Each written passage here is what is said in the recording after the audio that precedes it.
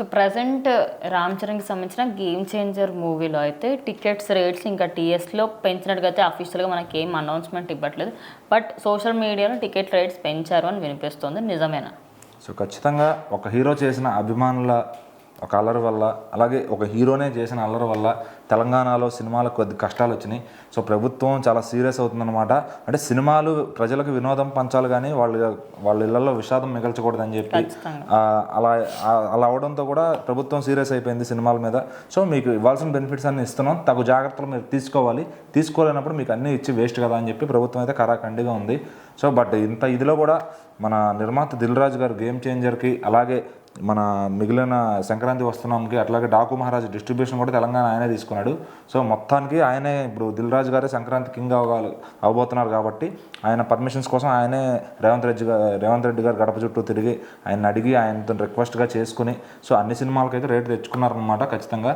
So Daaku and సంక్రాంతికి వస్తున్నాంకి ఒక మోస్తరు హైక్ ఇచ్చారు. గేమ్ చేంజర్కి మాత్రం రెగ్యులర్గా దేవరాకి అయితే ఎంత ఇచ్చారో అంతే హైక్ ఇచ్చారు, 135 రూపీస్ ఐ థింక్. సో అంతే ఇచ్చారు. అట్లానే 4 AM షోస్ నుంచి మూవీ స్టార్ట్ అవుద్ది అనమాట తెలంగాణలో. సో 1 AM షోలు ఖచ్చితంగా లేవు, ఎందుకంటే మన అల్లు అర్జున్ గారి ఇది వల్ల, ఆ స్టాంపిడే వల్ల చాలా ఇబ్బంది అయింది పోలీస్ శాఖకు, కానీ వాళ్ళు ప్రొటెక్షన్ ఇవ్వలేరు కాబట్టి. సో 4 AM నుంచి పెట్టుకోమని చెప్పారనమాట.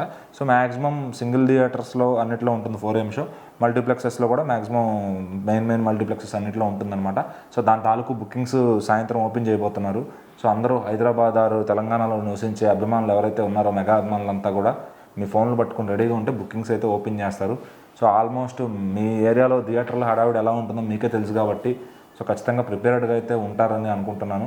అట్లానే రేవంత్ రెడ్డి గారు అలా ఆయనకి ఆ పర్మిషన్స్ ఇవ్వడం కూడా చాలా గొప్పనే చెప్పుకోవాలి, ఎందుకంటే అసలు ఆ 4 AM షోలు కూడా రారు అనుకున్నారు. సో ఖచ్చితంగా 4 AM షోస్ ఇంకా ఎట్లా దిల్ రాజు గారు పట్టుబట్టి, ఎందుకంటే 5 షోలు రెవెన్యూ కావాలి, అది వస్తేనే తెలంగాణలో ఒక స్టేట్ రికార్డ్ అనేది ఏమైనా చేసుకోగలుగుతారు. సో అది ఇంతకు ముందు సినిమాలకు 6-7 షోలు ఇచ్చి ఇక్కడ కనీసం 6 షోలు కూడా ఇవ్వను అంటే ఎవరు ఏం చేయలేరు దానికి. సో 4 గంటలకు ఎలా అయితే డాకు మహారాజ్ కూడా అంతే స్టార్ట్ అవుతుంది. ఇంకా సంక్రాంతికి వస్తున్నాం నార్మల్ 7 or 8 నుంచి వేసుకోవచ్చు, దానికి బెనిఫిట్ షోస్తో పని లేదు కాబట్టి. సో ఇంకా మిగిలిన ఆ 3 సినిమాల్లో ఎవరు ఆడతారు, ఎవరు గేమ్ చేంజ్ చేస్తారు అనేది సంక్రాంతి అయ్యే టైంకి తెలుస్తుంది అనమాట. సో ఈలోపు ఏపీలో ఆల్రెడీ బుకింగ్స్ దూసుకుపోతున్నాయి.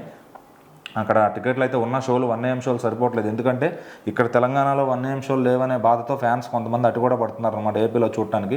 అంటే 1 AM సినిమా ఆ షో చూడాలి, ముందు మా హీరోని చూడాలి అనే ఆశతో చాలామంది తెలంగాణ నుంచి కూడా అటు వస్తున్నారు. సో మరి రేవంత్ రెడ్డి గారు కొంచెం కనికరించి ఆ ముందు ఏమన్నా 1 AM షో ఇస్తే బాగుండేది. సో ఇంకా 4 AM నుంచి ఇచ్చారో అదే మేలు అనుకోవాలి. సరే ఉన్నదాంతో అదే ఉన్నది పోయి ఉంచుకున్నది పోయే దానికంటే ఆ ఉన్నదాన్ని మనం కాపాడుకోవడం మేలు కాబట్టి ఆ 4 AM నుంచి ఫ్యాన్స్ అందరూ కూడా ఎంజాయ్ చేస్తారని అనుకుంటున్నాం.